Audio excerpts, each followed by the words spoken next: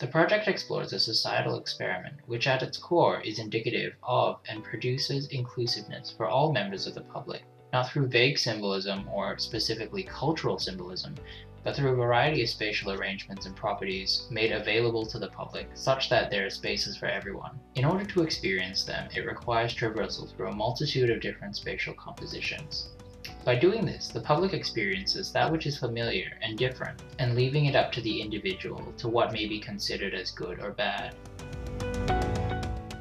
The creative regulation stems from methodology used through the project to facilitate a rule-centric urban layout and format. This presentation primarily covers the experiment and its results. The methodology exists and creates rules for where and how spatial systems should be implemented, such that large spaces may not be within a certain voxel radius of another, while they must be surrounded by small and medium voxel spaces. The aim of this methodology is to produce a variety of different spatial systems and spatial considerations. For example, while large spaces are spaced further away from one another, they do not necessarily constitute the same program. Similarly, with small and medium spaces, the size only constitutes the spatial mass and volume of the space, while the program is dictated through a later phase of the methodology. By doing this, there is a variety of program coupled with different spaces. For example, a large space could act as a shopping center or an apartment building.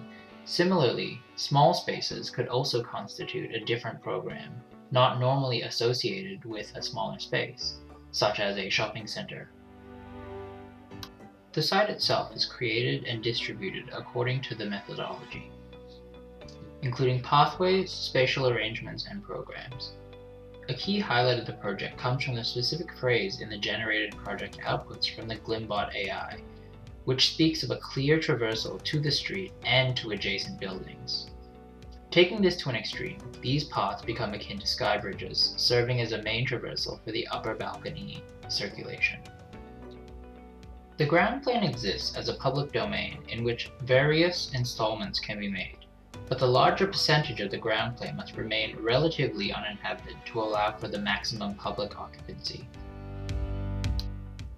The balcony exists in order to facilitate a wider traversal space and allow for a more arrayed variation of public interaction, such that the ground floor is entirely within the public domain and acts as the main conduit for public interaction, outside of the balcony engagement.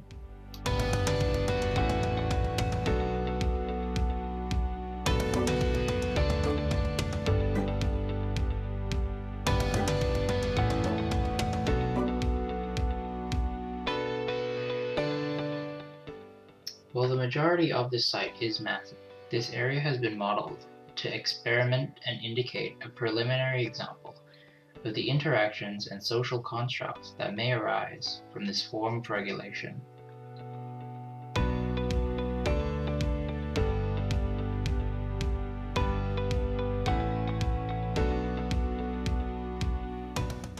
The balcony is, at times, tight and constrained.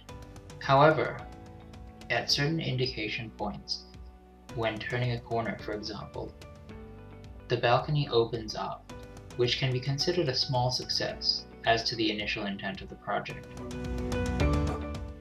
The variety of spaces can and may also be varied through a series of typological variations.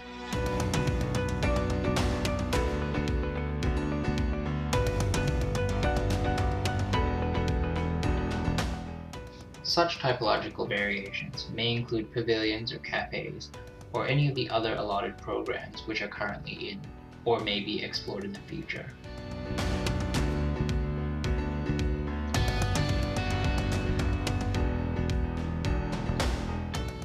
By doing this, it may be used in the future to allow for a desired variation throughout the expansive site, without necessarily having to equate each particular voxel with a specifically unique program.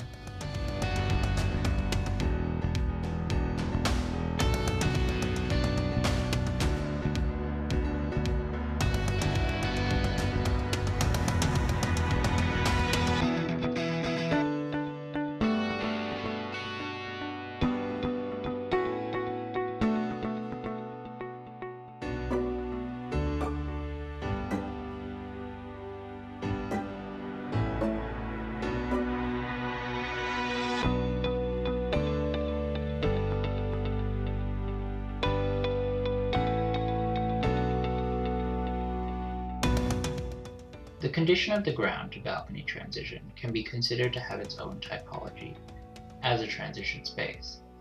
This can be further explored through various ways to access either plane, or could attempt to redefine the transition as something experiential in its own nature. As you traverse the extent of the built environment, you may observe a variety of spatial changes and transitions. However, you may also receive a unique perspective on other spatial conditions you may not have passed through. An example of this would be the views from the pavilion to the ground plane, or the balcony itself to the ground plane.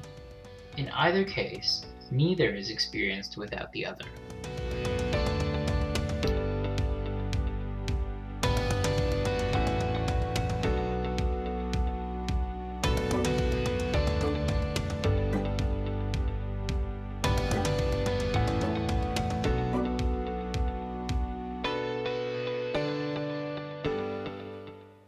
Moving forward, the ambition for this project would be to further refine the urban planning methodology in order to allow more adequate sunlight to the ground plane and more open views to the sky to be readily available.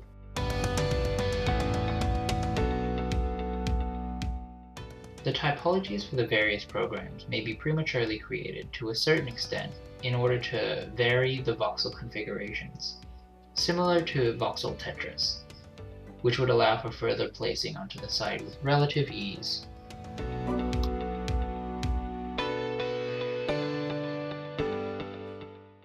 In addition, there should be a heavier emphasis on how to vary spatial configurations and experiential views more, as currently only a glimpse of what was intended is shown, meaning a more regulation and systematic approach may be necessary to further this project.